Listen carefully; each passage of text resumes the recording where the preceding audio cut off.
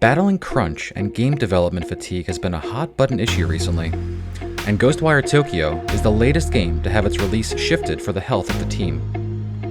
Nintendo's fighting game Super Smash Bros. Is finally getting some competition from Nickelodeon, and Sony is cooking up a new way for players to compete. This is the Daily Reset.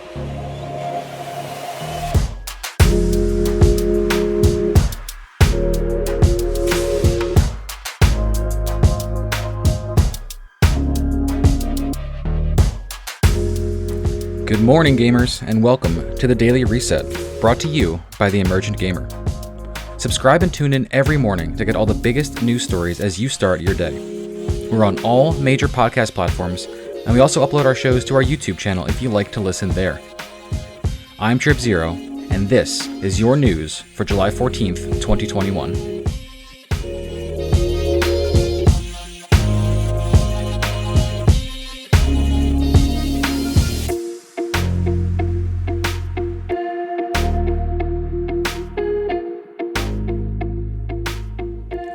Tango Gameworks' upcoming PlayStation 5 exclusive action game Ghostwire Tokyo was just announced to be delayed to 2022.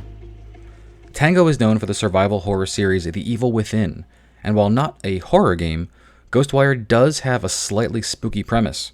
Nearly the entire population of Tokyo has disappeared, and you've got to find out why and bring them back. In a statement posted to Twitter, Tango said that they are, quote, focused on protecting the health of everyone at Tango. Our new release window will give us time to bring the world of Ghostwire to life as we've always envisioned it. The health of the game developer is a topic that's been at the center of debate more and more in the recent years. Public support for this anti-crunch culture has forced studios to entirely shift their work styles and even delay games to support their employees. This issue resonates with Tango and Ghostwire specifically. The game's original creative director, Ikumi Nakamura, left the company in September of 2019. This was after nearly a decade at the company as art director on The Evil Within and creating the concept for Ghostwire as the creative director. She refers to it as her own child. She left on good terms with the company and made it clear that it was not their environment that made her leave, but describes feeling unhealthy for a long time just from the way games are made. She said this in 2019 about her decision to leave, translated from Japanese. Arriving to that point was like a long dive underwater. I had been ill for some time.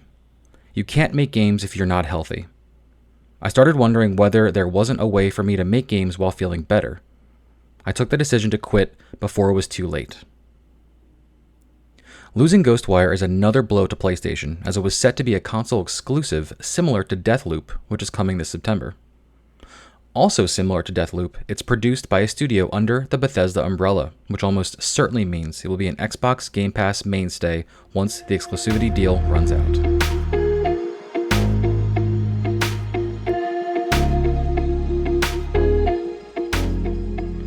Around noon yesterday, IGN announced Nickelodeon All-Star Brawl, a Super Smash Bros.-like fighting game, and just like how Nintendo's game features heroes and villains from multiple game franchises, All-Star Brawl will star characters from classic and current Nickelodeon cartoons. The game is set to be released this year in the fall. Nickelodeon also released a trailer showing off some of the characters and their moves, along with a few locations players will be able to battle in. All-Star Brawl will have a single-player campaign as well as multiplayer modes, and 20 levels from Nickelodeon shows. Up to 4 players can battle it out in either local couch co-op or online. Characters have unlockable movesets, and there is apparently an in-game gallery you can earn rewards for. The trailer promises many more surprises, so we'll see what else is shown between now and the game's release.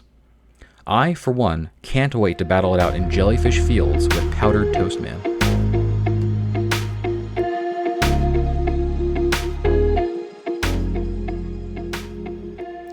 A new patent published by Sony could indicate that PlayStation's integrated tournaments could be coming to the PlayStation 5.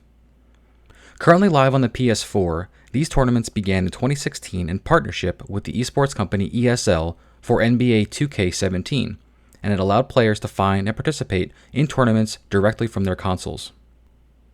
At first, just Sony products were offered as prizes, but now players can win cash prizes as well.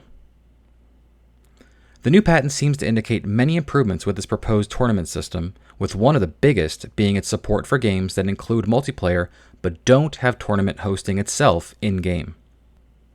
This would effectively allow any game with multiplayer to be set up as a tournament, and even multiple games in the same tournament. The PlayStation Network in this case would handle the entire process. It would track player stats and performance for the games in the tournament and automatically generate new matches between qualifying players based on their rankings. The patent further suggests that this would allow anyone to host their own tournaments for individual players or for teams. Game developers, studios, esports leagues, or even just your own family and friends could all equally organize play with whoever they like with their own rules. The website PlayStationLifestyle.net draws an interesting connection in an article about this patent by Rebecca Smith, that with the timing of this patent so close to the next EVO Championship Series in August, a world-renowned fighting tournament that PlayStation has just acquired, this might be the perfect place and time to show off a new way to connect and game using their hardware.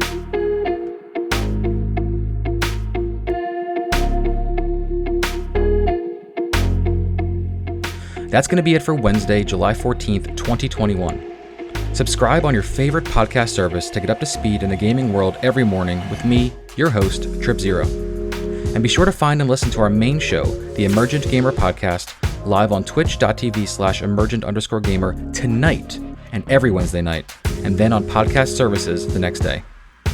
Get the news with me and hear the in-depth discussion with the rest of us. I'll see you tomorrow.